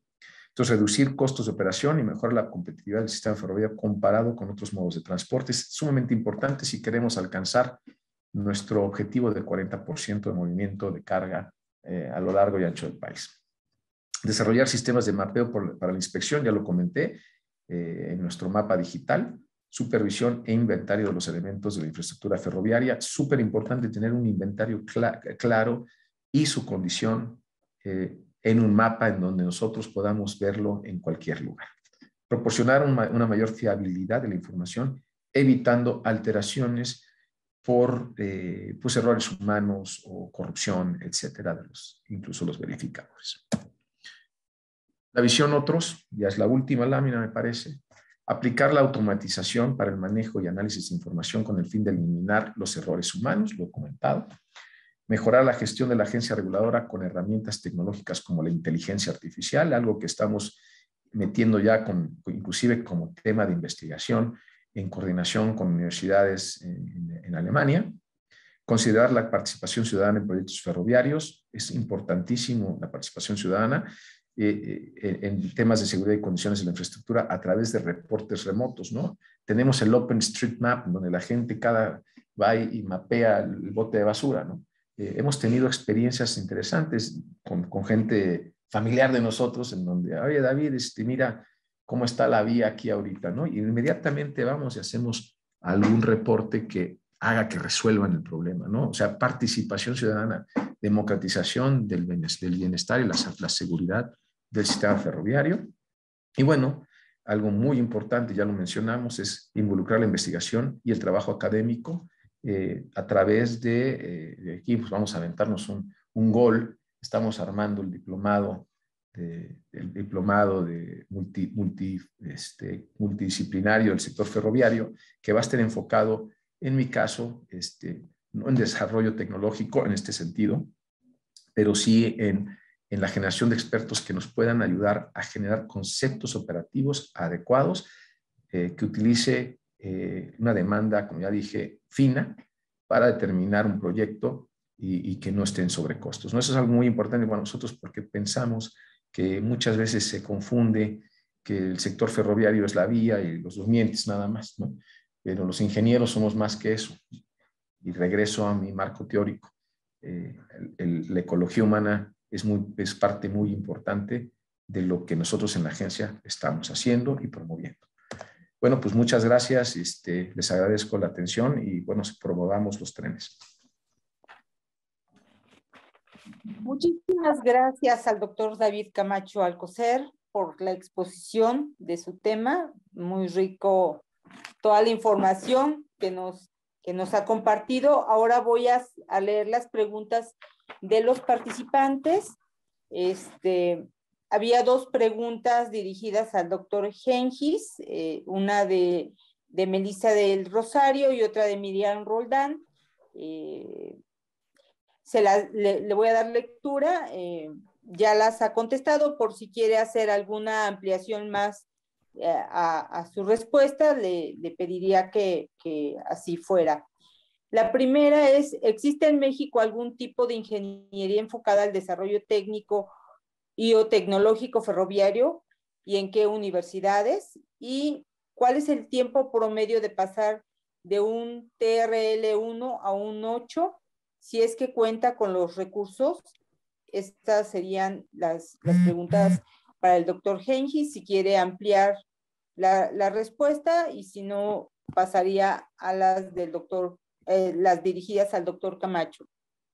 Sí, pues si me permite brevemente, entiendo que el Politécnico tiene ya una carrera. Realmente hicimos una revisión hace como 2 años, no, posiblemente se me va alguna actualización y David tenga algún dato mejor, pero sé que hay en el Politécnico ya una carrera. CONALEP acaba de abrir hace poco una a nivel técnico allá en Oaxaca, está trabajando en otras sedes, y bueno, el diplomado que está haciendo David pronto saldrá, digamos, al público también. Y la UNAM entiendo que también está haciendo algunos esfuerzos, y hay muchos cursos de educación continua en varias universidades también. Seguramente van a estar surgiendo este año que viene varias, espero. Y en cuanto a la otra pregunta del TRL, sí, lo que contestaba, realmente no se puede, es como preguntar cuánto me va a llevar un proyecto, pues no se puede saber, porque necesitamos saber qué proyecto es, qué entorno, qué contexto.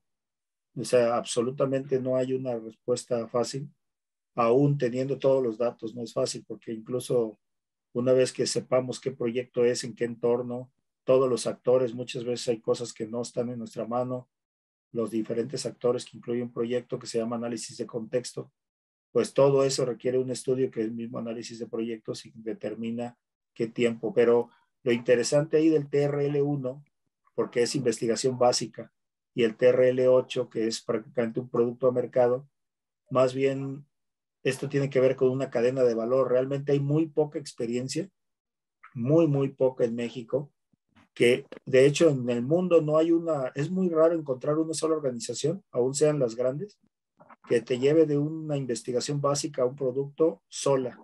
Generalmente todas las organizaciones, aún las grandes, hacen asociaciones, alianzas con universidades en diferentes pasos de la cadena de avance. Entonces, por eso llega a haber posiblemente algunos consorcios muy grandes, posiblemente Alstom lo haga, pero seguramente lo hace elevado de universidades y otros factores, ¿no? Entonces, esa pregunta pues conlleva muchas cosas, pero vamos a dejarlo así, de que es algo muy dependiente del contexto de cada caso particular. Saludos. Muchísimas gracias. Ahora le voy a dirigir las preguntas al doctor Camacho. De Miriam Roldán, dice, señala que dentro de sus funciones principales de la agencia están los estudios e investigaciones ferroviarias. Mencionó el interés y necesidades de los centros de innovación, pero ¿existe un interés en cuestión de investigación histórica y sobre el registro de conservación de los bienes inmuebles e infraestructura relacionados?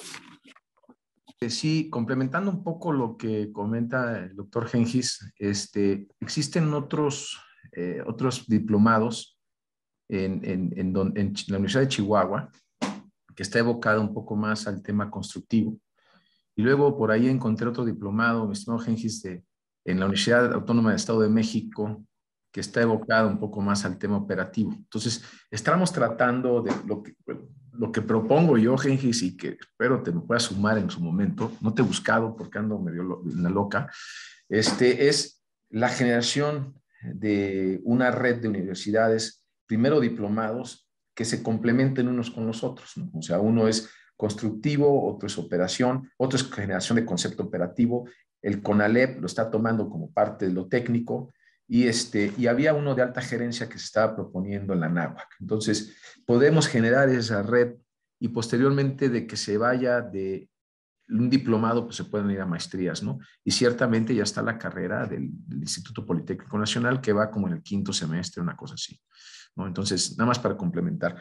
Ahora, investigación histórica no lo tenemos en el radar, aunque, porque no es realmente mi vocación, pero aunque sí debo decir que nosotros aquí en la agencia estamos promoviendo y obviamente con otros compañeros, pues que la gente siga su educación. Nosotros tenemos gente administrativa, abogados, mecatrónicos, geógrafos, ingenieros civiles, ingenieros eléctricos, ingenieros mecánicos. Todos ellos pues tienen un diferente pues preferencia en cómo se va a desarrollar, pero sí estamos promoviendo que lo hagan dentro del sector ferroviario. No ingeniería ferroviaria, sector ferroviario. Entonces, si alguien está interesado en continuar sus estudios aquí de la audiencia en los temas históricos, con mucho gusto nosotros podemos buscar vincularlos con alguna universidad o con algún profesor que le interese guiarlos en sus estudios doctorales, o si ya tienen identificado una universidad para una maestría, etcétera. Nosotros estamos viendo más bien la vinculación ya con otras universidades en el mundo, específicamente Alemania, que tenemos una red bastante interesante de universidades que aceptan mexicanos para continuar sus estudios. Entonces, no lo tenemos hoy día, pero no estamos cerrados a la posibilidad, ya que eso es un sector muy amplio.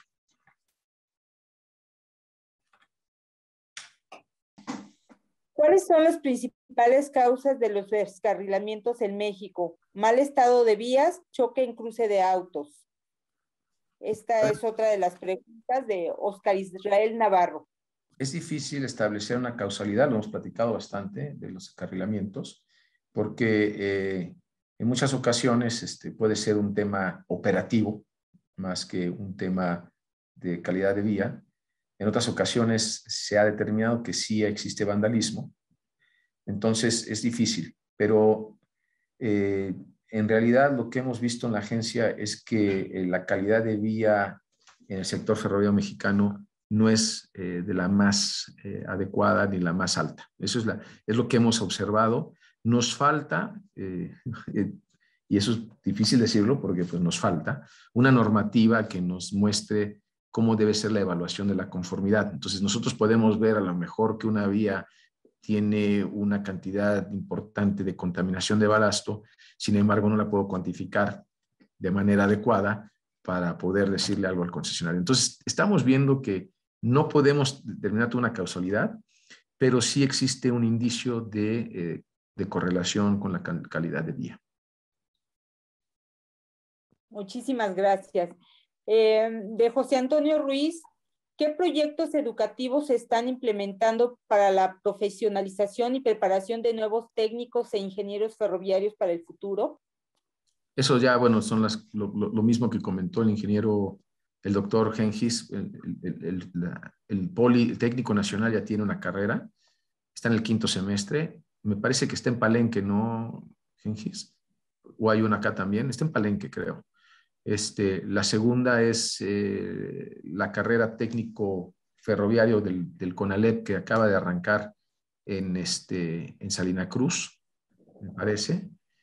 Y bueno, se está haciendo un centro de investigación y capacitación ferroviaria en Escárcega, Campeche, que esa es otra que se va, pero todavía no entra en operación. Muchísimas gracias. De Paloma Castro, desde sus perspectivas de hoy, ¿por qué el desarrollo del tren es importante para México y el mundo? Tanto su desarrollo tecnológico, profesional, humano de alcances en comparación también con otros medios. Bueno, ahí dejaré también que en su momento conteste algo de su cosecha al doctor Genghis, pero yo diré de mi propia cosecha, el ferrocarril es el sistema de transporte más eficiente que puede haber en términos del consumo de energía, excepto quizás caminar, pero no llegamos muy lejos caminando, ¿no? Entonces, el ferrocarril está evocado a mover grandes masas a velocidades adecuadas, grandes distancias. Entonces, es muy eficiente. También vemos que el sistema de transporte ferroviario es de los que menos contaminan, aunque sean diésel. Quiero aclarar esto. Muchas veces queremos irnos al tema eléctrico, pero nos olvidamos que nuestra electricidad está producida por productos fósiles. Se producen en una planta, se transmiten, se pierde 50%, hasta 50% de la energía que se produjo y llega a una catenaria. Entonces, lo que estamos viendo es la huella de carbono. La huella de carbono es mucho más baja en el sistema ferroviario, aun cuando es diésel. Esa es otra. Ayuda a mitigar el cambio climático, ayuda a estructurar ciudades y regiones, ayuda a eficientar la logística, ayuda a generar valor del suelo para muchas personas. O sea, nosotros lo vemos no como la panacea, pero lo vemos como un elemento esencial para resolver los problemas de cambio climático y de organización de las ciudades y las regiones. No por nada países como Alemania, lo platicamos hace rato, está invirtiendo 89,000 millones de euros de aquí al 2030 para reestructurar, para modernizar su sistema ferroviario. Yo no creo que ningún país invertiría tanto dinero si no tuviera un beneficio macroeconómico mayor, ¿no? Entonces, Estados Unidos mismo ahorita lo está viendo, el presidente Biden trae un plan de desarrollo impresionante a 5 años con una inversión de casi 25,000 millones de dólares para potenciar los proyectos ferroviarios de pasajeros, de la misma forma que lo proponemos nosotros, de manera mixta, usando los derechos de vía o vías ferroviarias de carga, ¿no? Entonces, yo le veo muchísimas ventajas. A lo mejor Genghis nos puede ahondar un poquito más para que lo deje hablar, caray, porque... Sí, no, pues gracias, David, un gusto compartir aquí el foro contigo y los demás, ¿no? Pues ya no me dejaste nada en sí, pero solamente hacer énfasis a lo mejor exactamente, si China y Europa y todos los países están invirtiendo tanto en el sector ferroviario, es porque tiene un valor, ya lo dijo David, ya lo puse yo en mis primeras láminas. Es un transporte que ahorita lo que podría yo a lo mejor agregar es la coyuntura actual que vive la humanidad completa ante el reto del cambio climático y por otro lado la movilidad. Exactamente, entonces tenemos la bicicleta y tenemos el caminar para el transporte local, pero para el transporte de larga distancia tenemos el avión y tenemos el ferrocarril y bueno, el barco cuando es marítimo, pero de estos el más eficiente sobre todo para distancias medias, digamos, o largas es el ferrocarril. O sea, un vuelo tan solo tenemos que esperar 2 horas en el aeropuerto. Entonces imagínense si le agregan un transbordo, ya un Veracruz, Acapulco, se tardan hasta 10 horas y en el tren, si tuviéramos un tren de alta velocidad, podríamos hacernos 4 a lo mejor o menos, ¿no? Y aparte en el tren hay mucho más espacio para quienes hemos tenido la oportunidad de viajar en tren allá por Europa, pues el tren es prácticamente un cambio cultural y de paradigma que nos permite pues ir viviendo en el tren, o sea, no vas apretado como en el camión o en el avión, ¿no? El tren te permite moverte, te permite trabajar, comer, disfrutar, o sea, es realmente una vivencia desde el punto de vista también del pasajero. Entonces, obviamente no es la panacea, como dijo David, falta el tema de la última milla, pero realmente para distancias, para México en lo particular, entre grandes ciudades o ciudades medias y grandes, realmente sí es súper factible desde un punto de vista.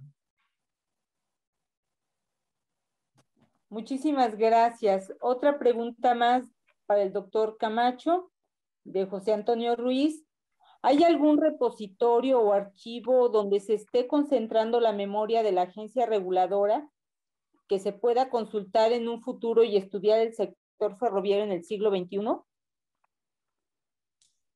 El repositorio que tiene la agencia hasta ahorita es prácticamente los reportes que publicamos de manera mensual. Hay un tema de lo que se llama el pulso ferroviario, que nos muestra el desempeño del sector, de lo que tenemos, es la carga y un sistema de pasajeros que ahorita está sufriendo por post-pandemia.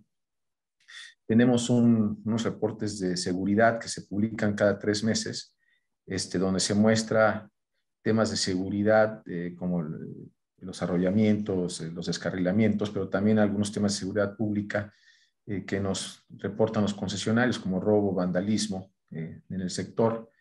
Y tenemos el anuario estadístico que ya está en la página, lo pueden consultar, no se ha diseminado como se debe, pero está en la página, mostrando lo que pasó en el 2020 en el sector. Le hemos incluido hoy día una sección bastante interesante que es de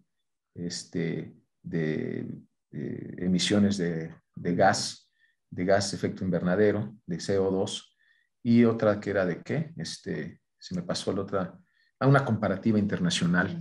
Vieron ustedes saltar la lámina, por ejemplo, cómo nos comparamos con China, Estados Unidos y otros países, y se empezó a complementar un poco más eso. En el futuro, obviamente los proyectos ferroviarios que estamos planteando, que por ahí veo una pregunta posterior sobre los trenes de pasajeros, esos no los publicamos de manera tan abierta porque son proyectos en hechura y no siempre podemos publicar un resumen, pero el estudio en sí, pues publicarlos implicaría dar una desventaja competitiva a los que quisieran entrarle posteriormente al proyecto, o especulaciones incluso no deseadas de especulación de tierra, ¿no? Entonces, pero en un futuro próximo vamos a empezar a publicar lo que es la gran visión. Sí, muchísimas gracias.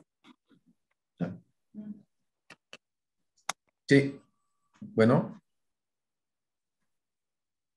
Isabel. Parece que se quedó detenida. Se le cortó a Isabel. Sí. Ya estás de regreso, Isabel. Sí. Sí, nada más lo último, que vamos a empezar a publicar los resultados de la gran visión, ¿no? que está dividida, incluso parte de la gran visión tiene una parte histórica que compila la historia de México en un solo tomo, ¿no? Entonces, eso todavía no lo tenemos publicado, pero pronto se podrá hacer. Y todo se puede acceder en la página de la agencia reguladora. ¿Y de esos materiales tienen algunos impresos que nos puedan compartir al centro de documentación? Claro que sí. Te podemos compartir todos, estimada Isabel. Te los mandamos. Perfecto, está el compromiso. Un compromiso, hay que compartirlos. Muy bien. Otra pregunta de Miguel Arroyo. ¿Qué posición tiene la agencia reguladora ante la reciente fusión del Canadian Pacific y Kansas City? ¿Y cómo se analizará? En realidad, la fusión que tiene esta concesionaria en México con Canadian Pacific, desde el punto de vista económico, no es competencia de la agencia. Entonces, realmente una posición mía no es pues la más adecuada, ¿no? Ahora, en temas de regulación de seguridad, ahí sí tenemos una posición en donde nosotros pensamos que debemos homologar la calidad de vida, por ejemplo, los temas operativos con Canadá y Estados Unidos. O sea, debemos de estar homologados en normativa, en la acción de los concesionarios en nuestro país. O sea, si en Estados Unidos tienes 10 descarrilamientos menos que México, pues es lo que debemos de estar buscando al tener una fusión con un concesionario que va a actuar en los otros dos países, ¿no? Entonces, esa sí es una posición que tenemos muy clara. Ir avanzando también en las tecnologías como la tienen en Estados Unidos, por ejemplo, lo comenté, el sistema de señalización y control debe ser el mismo. Y deberíamos de buscar caminar hacia esa implementación aquí también en México, ¿no? Entonces, desde el punto de vista técnico, tecnológico y de seguridad, queremos lo mismo que traen en Estados Unidos. Es una posición que sí se lo hemos platicado inclusive a Kansas City.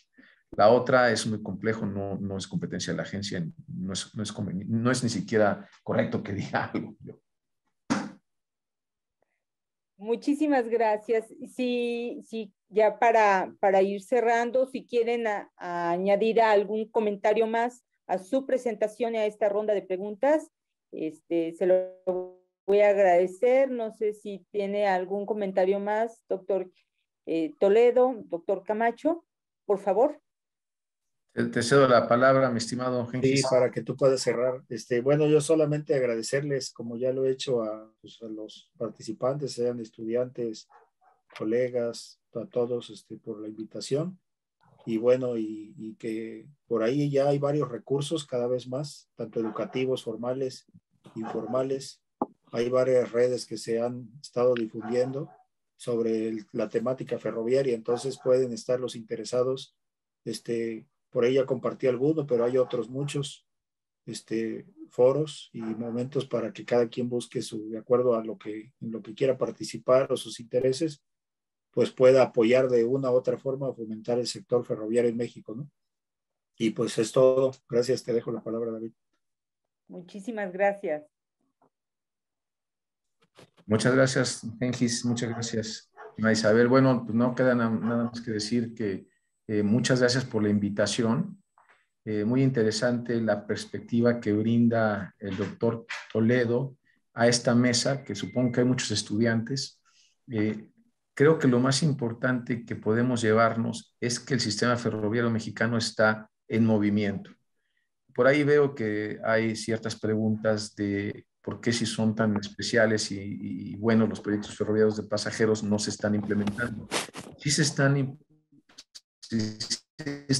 impulsando, pero es una inercia que tenemos que romper. El país se desarrolló alrededor de la autopista, ya lo dijo Gengis. Entonces, para cambiar el paradigma, no va a ser muy sencillo, porque este cambio de paradigma viene también con recursos económicos limitados que tenemos en este país. Sin embargo, sí se está poniendo sobre la mesa, se están generando los espacios educativos, se están generando la movilidad educativa, se están generando los espacios para discusión como y se están generando las perspectivas de proyectos. Entonces yo nada más les recomiendo a los estudiantes, súmense, esto no va a parar, no debe de parar porque ya mucha gente está hablando de ello. Y aquí tenemos ejemplos de personas que todos los días están impulsando, como Gengis, como mi equipo de trabajo, impulsando el sector ferroviario. Entonces, les agradezco la oportunidad de compartir con ustedes, con estudiantes, y mis puertas están abiertas para todos. Muchísimas gracias a los dos profesores invitados del día de hoy. Ha sido muy, muy rica toda la información que nos han aportado. Seguramente estaremos más adelante tocando las puertas para que nos puedan asesorar y apoyar con los investigadores que llegan al centro de investigación.